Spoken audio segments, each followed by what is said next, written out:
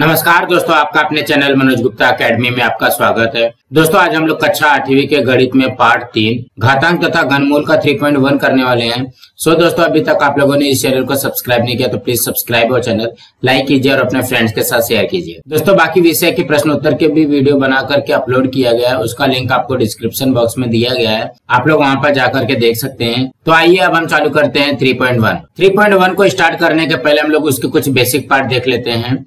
ये है पार्ट 3 घातांक तथा घनमूल। थोड़ा याद करें, मतलब हम लोगों ने पिछली क्लास में क्या क्या पढ़ा था वो हमको समझना है। पिछली कक्षाओं में हमने घातांक और उनके नियमों का अध्ययन किया है।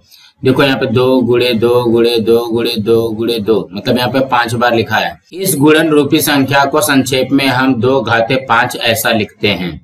ये तो सही है। यहाँ 2 आधार होता है और 5 क्या होता है, घातांक होता है। ये जो है ये 2 क्या है, आधार है, और ये जो 5 है वो क्या है, घातांक है। यह घातांकिक संख्या है। घातांक के नियम, ये उसके बहुत सारे नियम दिए गए हैं। ये नियम को आप लोगों को याद करना पड़ेगा।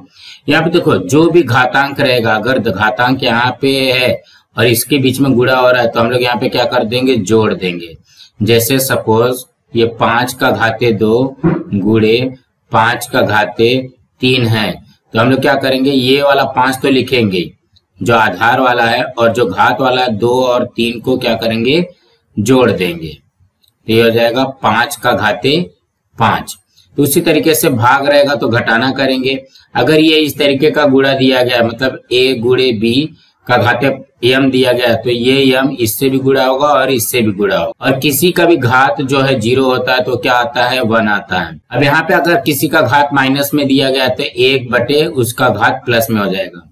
यहाँ पे अगर घात का घात दिया रहेगा तो क्या करोगे, दोनों को घात को जोड़ दोगे। और अगर बटे में m दिया गया, घात दिया गया है, तो दोनों को बराबर बराबर m में डिवाइड कर दोगे। जब यहाँ पे a बटे b का घाते माइनस m रहेगा, हम लोग यहाँ पे माइनस का प्लस कर देंगे और इसको उल्टा कर देंगे, b बटे a कर देंगे। तो इस तरीके से नियम दिया गया है, इसका हमको उपयोग करना है। अब यहाँ पे इसका उपयोग करके इसको चौखट को भरते हैं। आप लोग अपना बुक खोल लेना और बुक में भी इसको भरना है। घातांक के नियम का उपयोग कर दिए गए उदाहरणों की चौखट में उचित संख्या लिखिए। अब यहाँ पे देखो ये क्या दिया गया, ये आधार सेम दिया गया है, लेकिन यहाँ पे जो घात है, घात के लिए क्या किया गया, गुणा किया गया। अब इसका जो घात है, घात को हम लोग जोड़ेंगे तो 5 + 2 ये इस तरीके से बनेगा। 3 5 + 2, 5 + 2 का मतलब ये क्या हो गया, ये आएगा हमारा 7।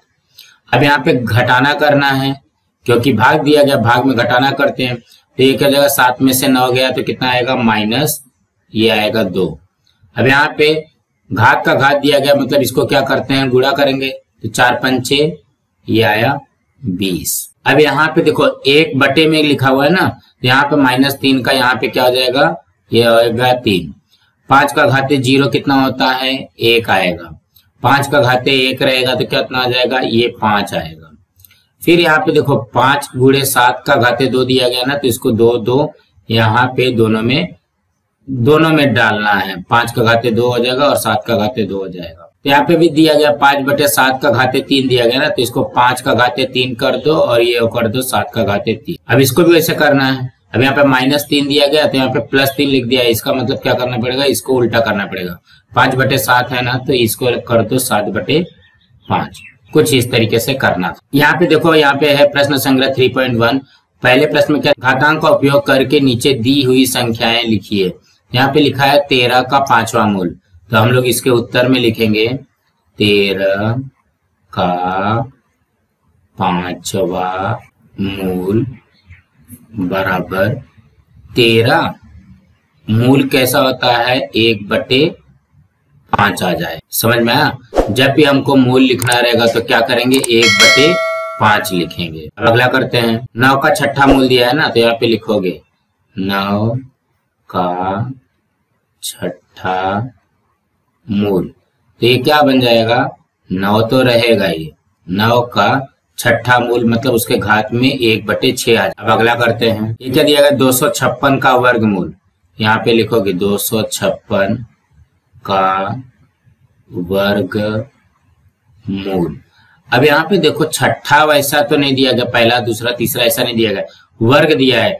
कभी भी याद रखना वर्ग हरदम क्या होता है 2 रहेगा, और घन मूल दिया रहेगा या घन दिया रहेगा तो ये क्या होता है 3 होता है। यहाँ पे वर्ग मूल दिया है ना, तो इसको लिख लो 256 ब्रैकेट वर्ग मूल दिया है मतलब 1/2। अब अगला करते हैं। अब यहाँ पे देखो 17 का घन मूल दिया गया है, यहाँ पे लिखोगे 17 का घन मूल। तो घन मूल में कितना होता है 3 होता है, तो हो जाएगा 17 का घाते 1/3। अब अगला करते हैं। यहाँ पे क्या दिया गया है 100 का 8वां मूल, तो यहाँ पे लिखो 100 का 8वां मूल। तो यहाँ पे क्या आ जाएगा 100 8वां मूल का मतलब क्या हो गया, उसका घाते 1/8 हो जाएगा। अब अगला करते हैं। 6वें में क्या दिया गया है 30 का 7वां मूल, तो ये हो जाएगा 30 ब्रैकेट में और 7वां मतलब 1/7, उसका पावर चढ़ जाएगा, उसका घात चढ़ जाएगा। अब अगला प्रश्न करते हैं। दूसरे प्रश्न में क्या दिया गया, दी गई घातांकिक संख्या कौन सी संख्या का कौन सा मूल है लिखिए।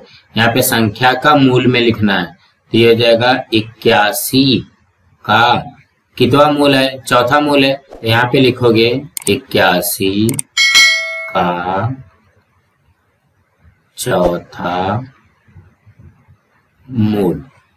अब अगला करते हैं। ये क्या है 49 का घाते 1/2 दिया गया है, तो ये हो जाएगा 49 का, ये दूसरा मूल मत लिखना है, 2 रहेगा तो क्या हो जाएगा वर्ग हो जाएगा, वर्ग मूल। अब अगला करते हैं। यहाँ पे क्या दिया गया है 15 का घाते 1/5, तो ये क्या बनेगा 15 का 5वां